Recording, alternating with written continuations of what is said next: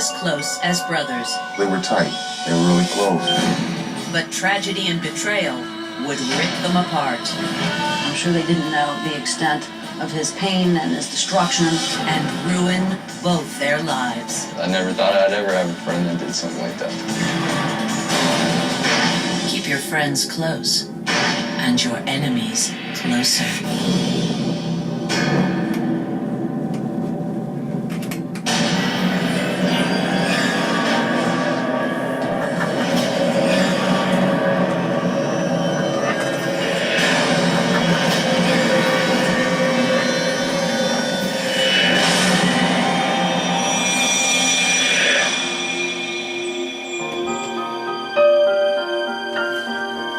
Alex Cover and Daquan Carter meet in the 8th grade. Alex is popular, athletic, and bright. He was the smartest kid I knew. Great in school, great grades, people person. It's hard to find a person that didn't like him. He was one of the best people I knew. Daquan is a fun-loving class clown. He was a jokester. He was just funny, very funny kid. Making everybody laugh, doing something goofy, being the life of the party. He would always say, "I love you, Dad." He wasn't shy about saying that to me in front of anyone. The boys grow up in the same low-income neighborhood and face difficult circumstances together. They kind of lived in a bad area. A lot of crime, a lot of drugs. But despite these challenges, the boys' friendship grows, and Daquan spends most of his free time with Alex. It was like a brotherly friendship. It was just starting to be a routine of them being together.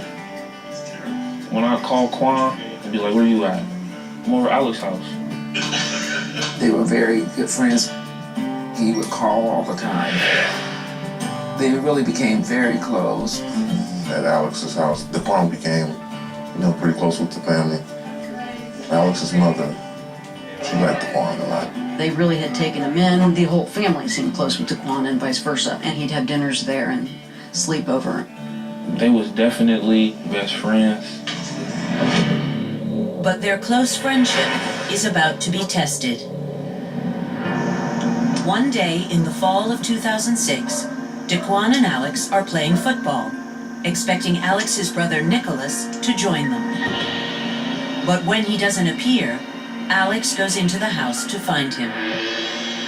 Alex was calling for him, and that's when Alex went down there and found him. To his horror, Alex finds his 21-year-old brother in the basement, dead, hanging from a self-made noose. His brother Nicholas had suffered from a debilitating depression for most of his life. Nick had some psychological problems, but I know Alex looked up to him. I know Alex and Nick loved each other. The vision of his brother's suicide will haunt Alex for the rest of his life. I got a call from Alex crying and being all crazy, and I've never seen him like that before. He loved his brother so much, so I think that destroyed him. I feel like Alex got a lot of weight on his shoulders when that happened, because then he felt like he had to be a better son.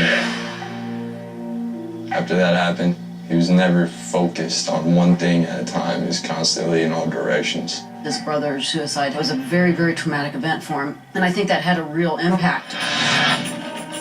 Daquan is also deeply affected by the suicide. I remember Quan coming home crying and saying that Alex's brother just killed himself.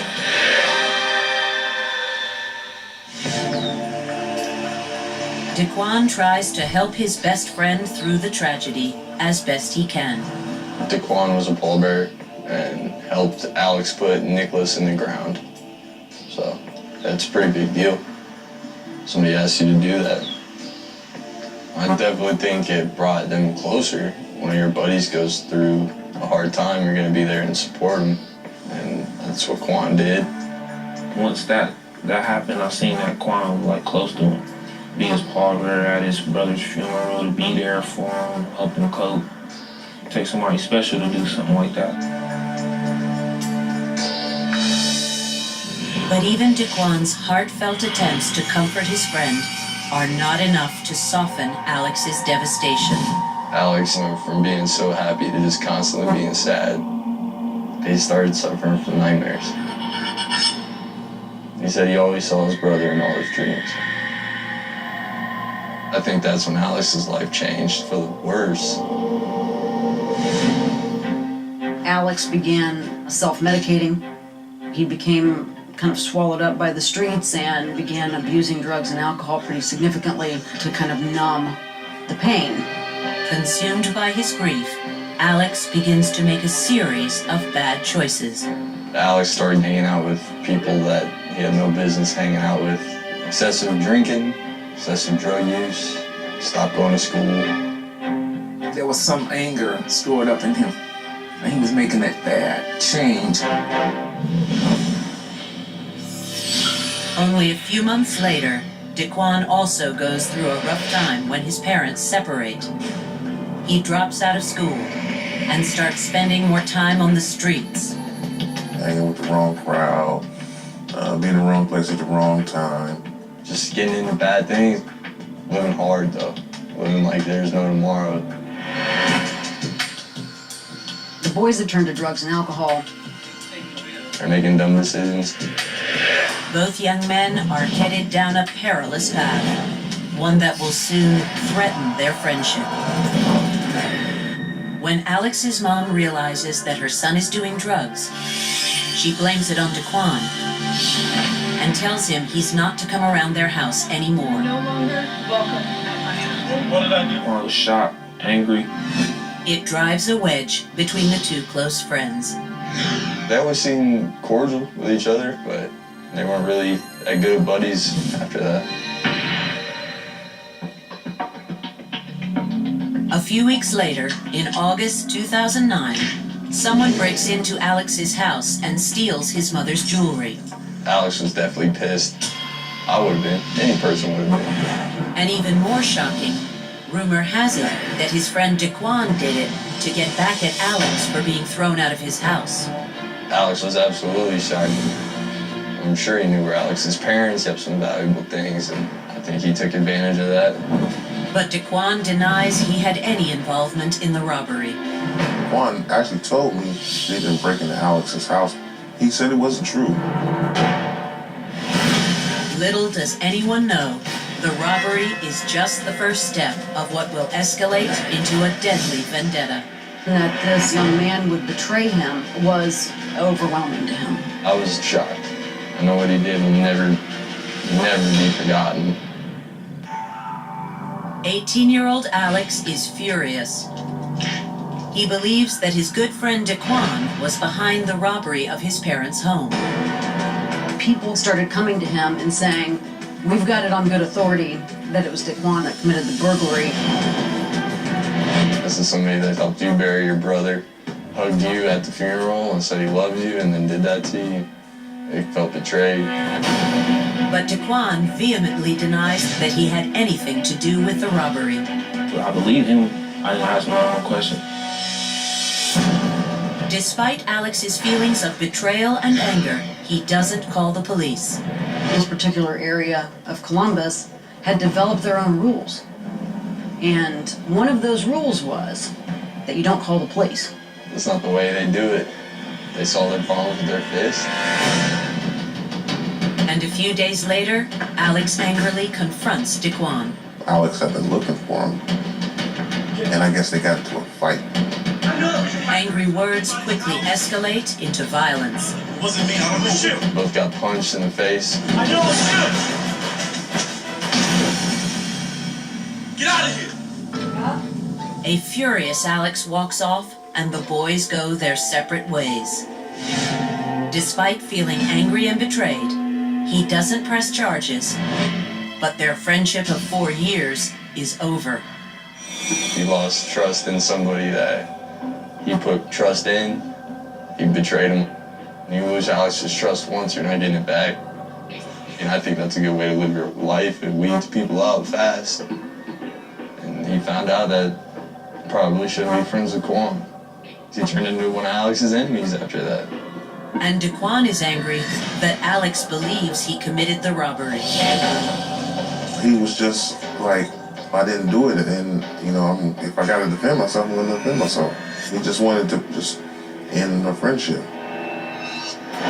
Now on his own, Daquan decides it's time to turn his life around and goes back to school. He was tired of running the streets, hanging out. He actually said to me, well, I need to do something, with my life, because I'm 18 years old and, I'm just tired. He wanted better for himself. He started thinking about, what am I going to be later on? What do I want to do? He just told me, he said, well, Lou, I've been calling different places trying to find out where I can go and get my GED. He wanted to go to our community college. At that time, he was pretty much trying to find himself instead of just running around wild and loose.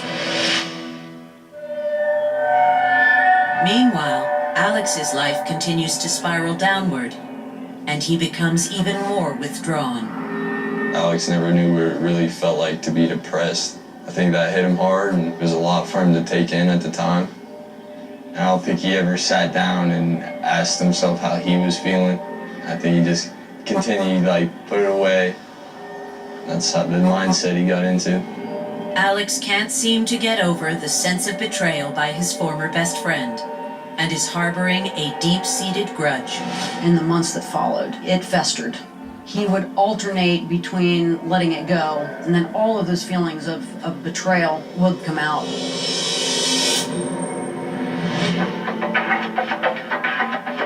A year after the robbery, in September 2010, 19-year-old Alex and his friend are at a convenience store when they run into Daquan unexpectedly in the parking lot. Quan pulled up on his bicycle, but Alex didn't say anything to Quan. Daquan isn't sure what to make of the encounter.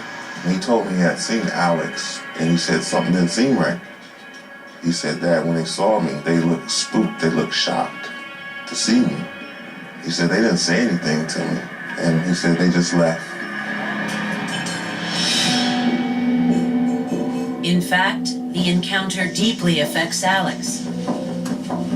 He decides he wants to bury the hatchet and make up with Daquan. When Alex wants to do something, he wants to do it. But no one could anticipate what will come of Alex's intentions. All of those feelings of betrayal would fester back up. It was a perfect storm. I never seen that coming. Threw me off, 100%. It was the worst day that I ever had.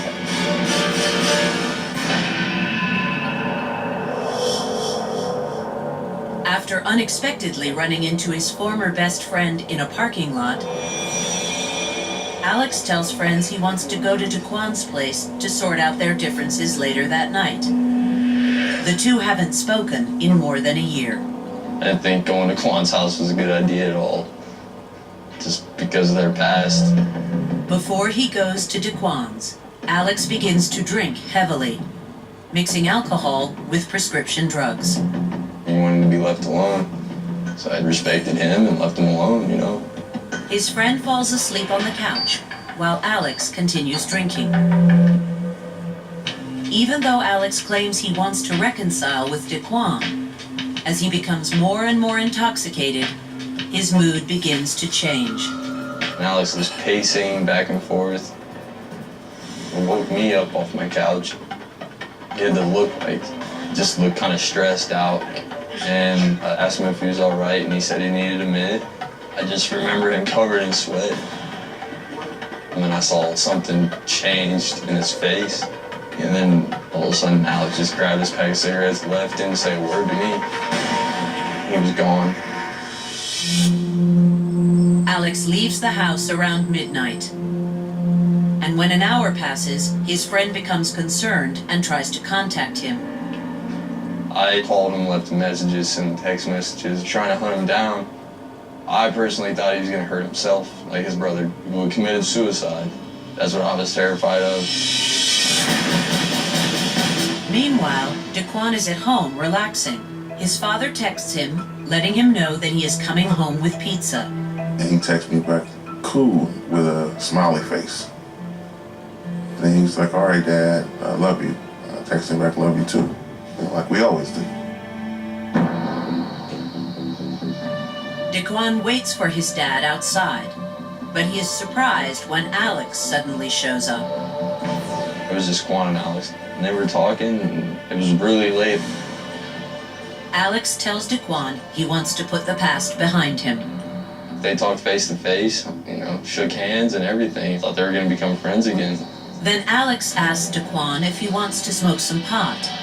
And relieved to get their friendship back on track, Daquan agrees. And Alex was like, well, I got some on me, and I don't want to be in front of the apartment because I don't want anybody to see us. I don't want to get in any trouble. Quan was like, all right, cool, let's go to the back.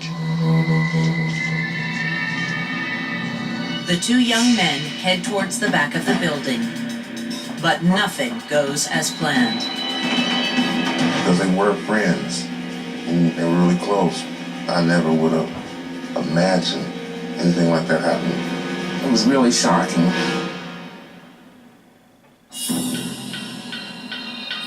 Alex shows up at his best friend's house and claims he wants to make amends.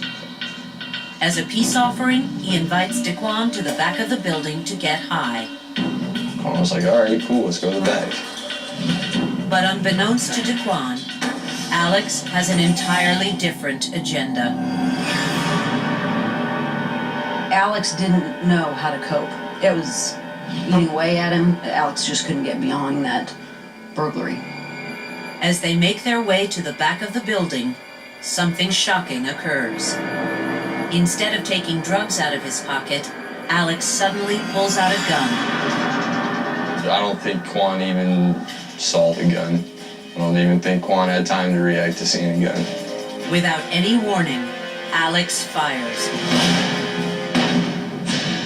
He shot him twice, execution style. Neighbors hear the gunshots and call 911. 911, what's your emergency? I heard two gunshots outside my apartment. I looked and I saw there was a gentleman laying out at the side of my apartment here. Did you see who fired the shot? No, sir. All right, wait somebody out there. Paramedics arrive and rush Daquan to the hospital. Once there, they immediately call his father. He said, somebody shot Daquan. He said, man, he got shot in the head. And that's when I kind of lost it. I was pretty hysterical. And I just remember my dad crying. It was hard for him to say it. He told me what had happened, and we flew to the hospital. And when I seen it was him, I couldn't believe it. I didn't know how to act. When the call came in, I just had that feeling. I just felt that something had happened. And it was true. I was shocked, but at that point, all I was thinking about was not who did it, it's just being with Daquan at that moment. They told us he was brain dead. That was the toughest decision I ever had to make in my life. I wouldn't want any parent to have to make that decision. And there was nothing that could be done. He just wasn't ready to go. He had a lot of life and he wanted to live it. He fought and fought and fought till early that morning. When they took him off of life support, he didn't want to go. 8 hours later, Daquan loses his struggle to survive and dies. Meanwhile, a disheveled and frantic Alex arrives back home. I just remember Alex coming in shirtless, panting, because he ran all the way back home. But he is even more stunned when Alex makes a horrifying confession. He just sat down and said, dude, I did something stupid. They told me he killed him, that's all he kept saying. And he just said he pulled the gun out and shot him. I don't think he was thinking when he did it. He was under the influence, which is never an excuse, but he was. He wasn't completely himself. He just looked crazy. I don't think anybody ever disputed the fact that the suicide of his brother had affected his mental health. The buildup of everything, I just think it got too much for him and he lost control. I really thought that Alex forgave him.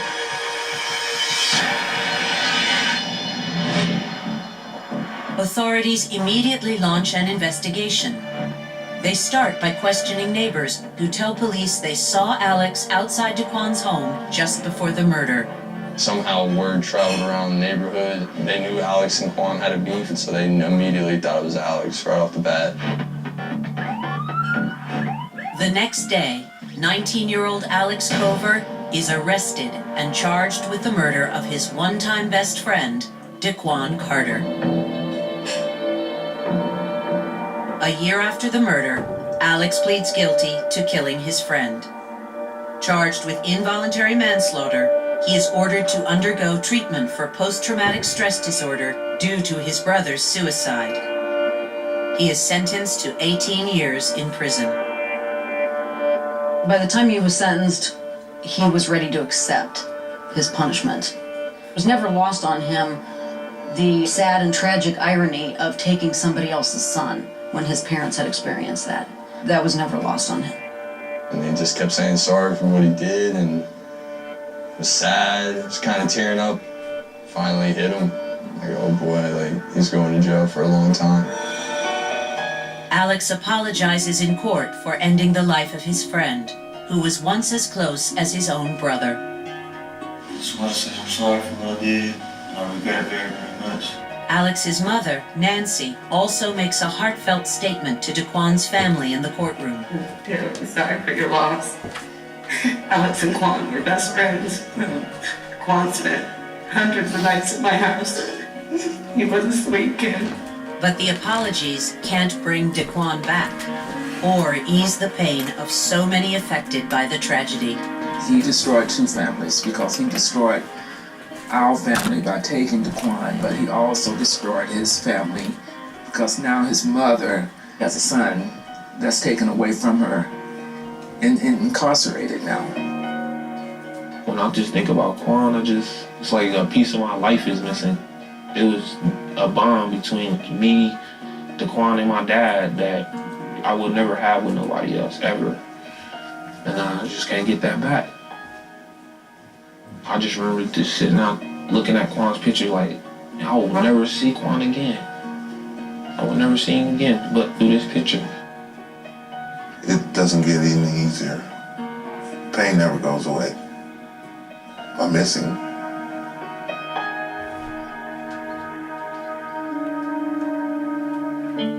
It's still a struggle for Daquan's family to understand how their son's best friend could have turned on him so violently.